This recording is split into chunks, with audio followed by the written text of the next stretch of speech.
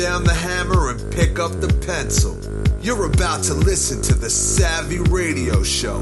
Learn from real-life real estate investors, experience revealed with the Savvy Landlord as your host. All right, Savvy investors, yeah, this is your friend Steve VanCauwenbergh, the Savvy Landlord, Savvy.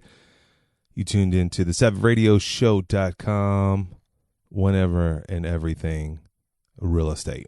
So, thank you. Somebody out there actually listens to this podcast. Sometimes I'm like, man, nobody ever listens. Nobody responds to me. But somebody actually responded and sent in a great question. Thank you. I didn't know if the person wanted me to say their name, so I don't want to say their name because when society says when you ask questions you're dumb, that is a fallacy, aka lie, BS, whatever. That's what the man wants you to think. But questions put you in the right direction of growth. The more you know, the more you make, the more growth. You got it. Figure it. Go. Let's do it. The question is, should he put money into a bank to build a relationship? Basically, the banker called him and was like, I wouldn't say strong arming him, and I've had this conversation so many times with banks. Why don't you use our bank for deposits or for your operational account? So basically, the bank was like, hey, if you kind of like wink, wink, if you want more business, give us more business. You didn't say it like that, but the question, the gist of the question is, should you be banking or putting your money in a bank that you do business with to build a relationship? And so if you're a real estate investor, rookie or a veteran, I know this conversation is going to come up. If you're working with commercial money and borrowing commercial money, and a really good banker should ask you for your business. And what do you mean by your business? Hey, can you do your operational account here or your deposits? Maybe even your escrow account. And your escrow account could be the deposits from tenants and so on and so forth. So first of all, shout out to my boy. Thank you for this question. It's a good question. And right off the gate, you got to ask yourself, what is the reason that he's asking you for this? Well, he has a job. And if you understand banking, the more deposits a bank has in their bank, the more ability they have to loan it. So they want as much deposits. It makes their life easier. Also, what it does is it controls you. Yep. The bank now kind of controls you, and that's what they want. They want to own you, control you. And I'm going to say this, and some bankers are going to be pissed, but when you're balling, when you're doing good, the bank wants to ride with you. But when you fail, they cut you off. And so you've got to think like this, this is a relationship. Okay. I wouldn't say this is a marriage. Okay. Now the banker, he wants a marriage. He owns you. He wants to cross-collateralize everything. So how do you respond to that situation? Well, first of all, this is your business, and you have to think about what your business is. And I get this question from several banks. If you've been borrowing money for a long time and you have an intimate relationship with a banker, they want to do more business with you. They want to take your accounts. They want to do your credit processing. They want everything. Now, strategically, I don't think that's a smart move, but if it makes sense for you. Now, let's just answer the quick question is, to build a relationship. Absolutely, you should do everything and anything you can to build a relationship. What I would do would take $10,000 if you have it, or $1,000 or $5,000, and build a relationship by putting that money in the bank to create good favor. You're loaning me money. I know you need deposits. Here's a CD of $10,000 that I'm putting in your bank because I believe in this institution and I know what it does. That's the best, and the ultimate way that I would quickly build a relationship with a bank. Now, if I had $50,000 in cash, I would probably spread that $50,000 at 5 different banks to build 5 different relationships with 5 different bankers and make sure that they're commercial bankers, not just a regular banker that you don't know. Now, the reason why they want your deposits is because a lot of money flows back and forth through your business, and they want that action. They want those fees, okay? but it really doesn't make sense for you unless it makes sense in a streamline. Now, here's some things that you need to keep in mind. One is if your money is in the bank, guess what? It's a keystroke for that banker to look inside your account and see what activity you're doing. For example, if you're a real estate investor, 1 minute you may have $100,000 in there, and the next minute you may have $5 in there, or $10,000, or just add zeros minus zeros. You get the picture.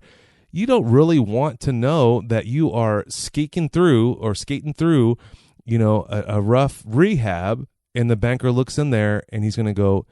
I'm not saying he's going to look in there all the time, but when you put your money in that bank, they have that control. Another thing that you need to think about, yes, I have some really good friends that are bankers, and I get courted from bankers all the time, and I'm honored, man. I'm serious. When someone says, hey, I want to take you to lunch, it could be an average schmo. What is an average schmo? There is no average schmo, but even if a young 18-year-old kid says, hey, man, I want to be in real estate, and they offer to take me lunch, I'm pretty humbled about it. Right? Not because I'm the savvy landlord, just because someone's willing to, they want to spend time with you, and people want to do business, especially if you're successful, they want to do business with you. And I have some intimate friends, and I'm like, man, it doesn't make sense for me to move my operational account to your bank. Now, yeah, we may have hundreds of thousands of dollars flowing from back and forth from tenants, deposits, and rents, and then we're paying mortgages, and it just makes sense for the bank. But like some banks may not have the robust online services. One time I really dipped into this about 2 years ago. I was having a bank that is a $3 billion bank, and they were courting me, and I was courting them, and I want to do business with them, and they want to do business with me. And they were like, kind of not making it clear, but they were like, hey, we want all your accounts. Basically, we want all your business. Well, then basically you're pigeonholing yourself. You don't know what is out there. I've been with my operational bank since 1992. Since I came to Oklahoma, I still have that same bank, and and they don't even loan me. I mean, I have some real estate stuff with them, but it's not that, like, that's not my thrust. But all my bill pay is tied into there. All our vendors that we pay, all our history is in there. It just makes life sense. It makes life whatever. You figure it out. So now this other bank is a powerful bank that I really want to do relationships with. They're in the top 10 bank, top 5 bank in Oklahoma. And they have a very strong real estate lending program over there. And I've done some deals with them, and they love apartments, and I really want to grow.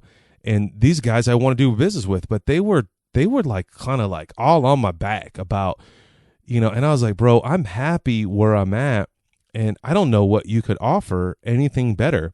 Now they got real crafty in, well, our bank, you can send wires through online. I'm like, that's a convenience. See, we don't charge fees if you keep this much money in the bank.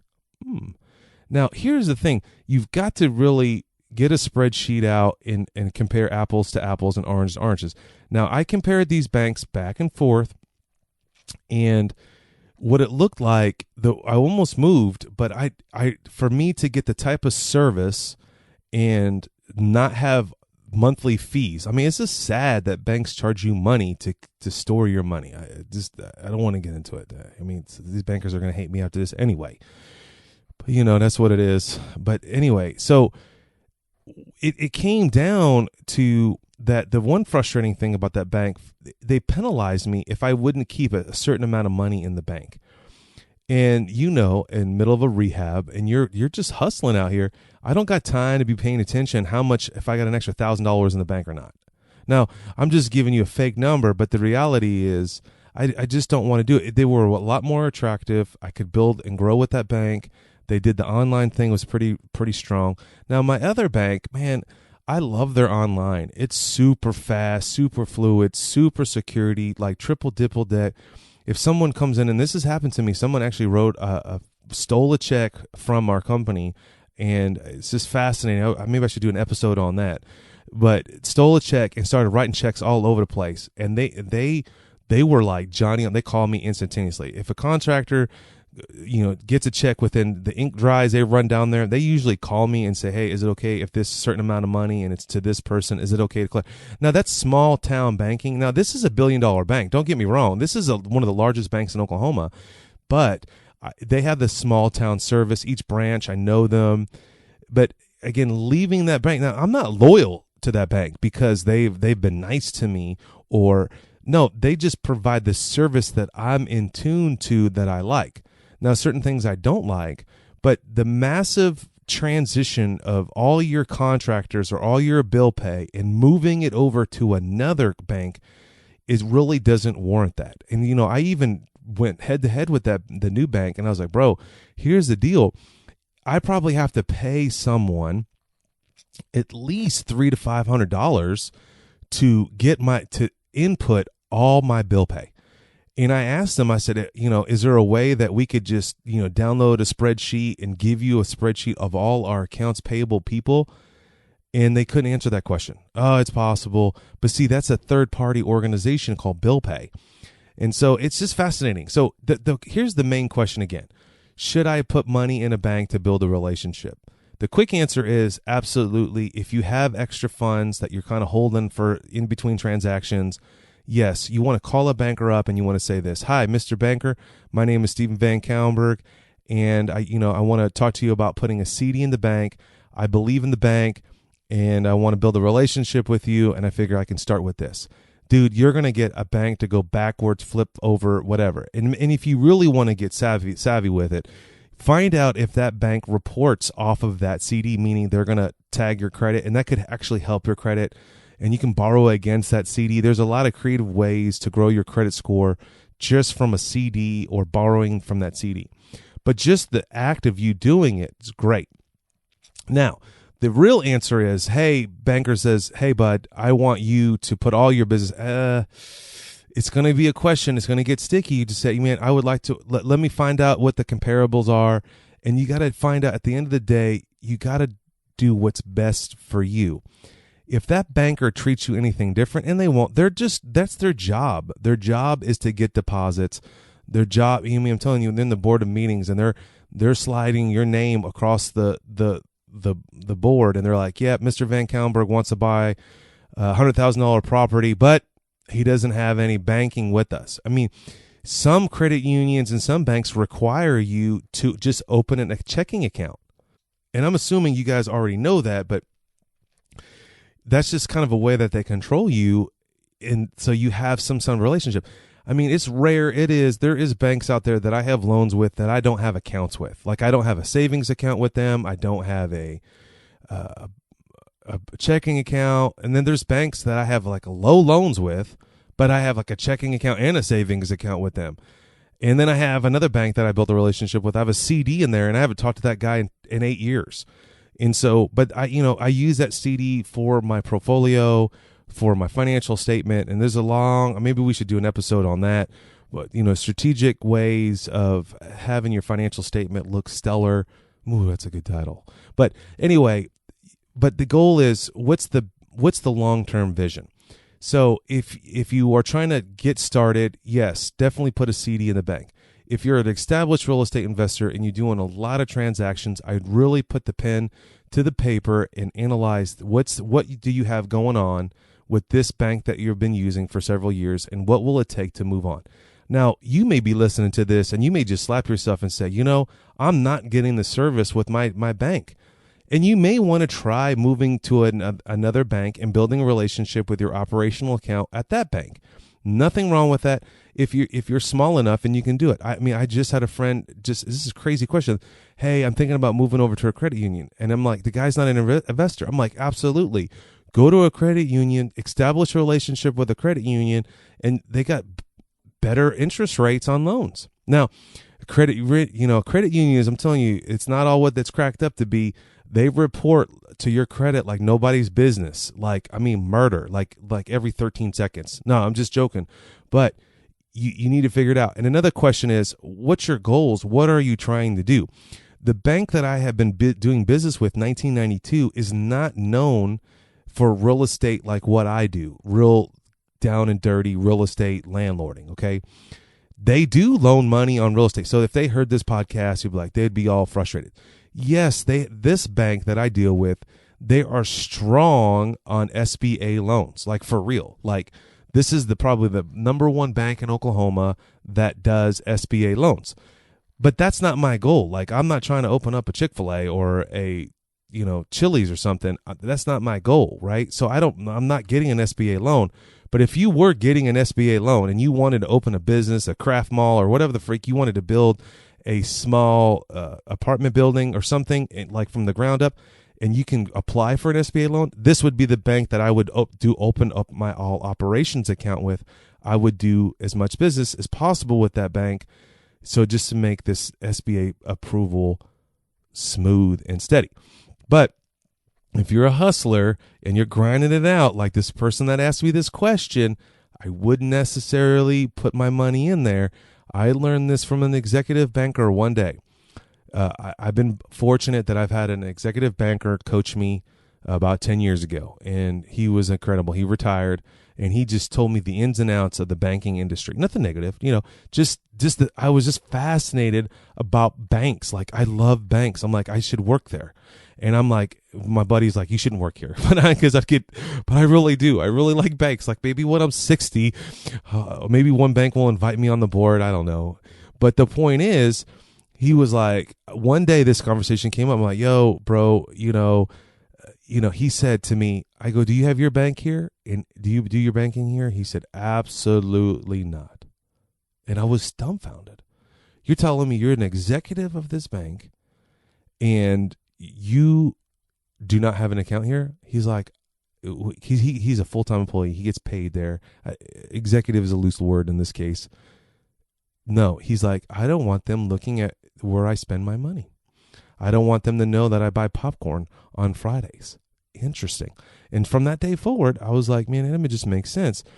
Anything is accessible. I'm telling you, if you read the fine print, when you put an account in, and I know this for sure, I'll go into a bank and I'm like, yeah, and then boom, in 10 seconds, I know my whole life. You can see how many times I order stuff on Amazon. It goes on and on and on. You can put the pieces together. I know this was all over the place. This was not really organized, but there's some gist. That's what you should be doing. You should ultimately be building a relationship with the bank. You should ultimately be thinking about the long term, and you should be thinking about what your goals are. If you don't know what your goals are, then start somewhere, but move forward, but be thinking that you may be moving someday. Be organized and your bill pay, and really test out what other banks are offering. You can go to a bank and you can get a test account and see what their online is. I know this bank that I work with, they're very extremely progressive. I know there's other bank software out there. The guy that was bank number 2 was trying to get me to move over. I know they were a little bit newer ideas, like I can log in and wire money through the online account, which was real stellar for me. But I knew that their online was a little antiquated. Like, I could tell their website was kind of janky. This is a third-party company that they use. The bank that I use now, they're constantly changing, growing.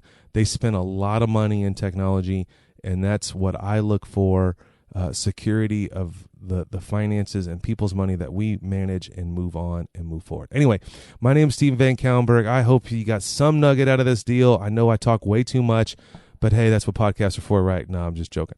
But if you have a question, if something that I hit hard that I didn't explain properly, you want me to break it down even harder, let your boy know. Hit me up, email me, text me. If you want to email me, I'll throw up my personal email. It's allpromedia@gmail.com. allpromedia@gmail.com. The cool thing about that is I got my spam filter on. If you want to just leave a comment, go to thesavvyradioshow.com. You can fill out the contact form. If you don't want to hear it on audio, like, you could hit record. Other than that, let's engage. Let's get this ball rolling. Have a great day. Whatever you do, go buy assets. Thanks for listening to The Savvy Radio Show. Glide online and listen to our other motivating episodes at savvyradioshow.com. Connect on Twitter @LandlordBook and always be buying assets.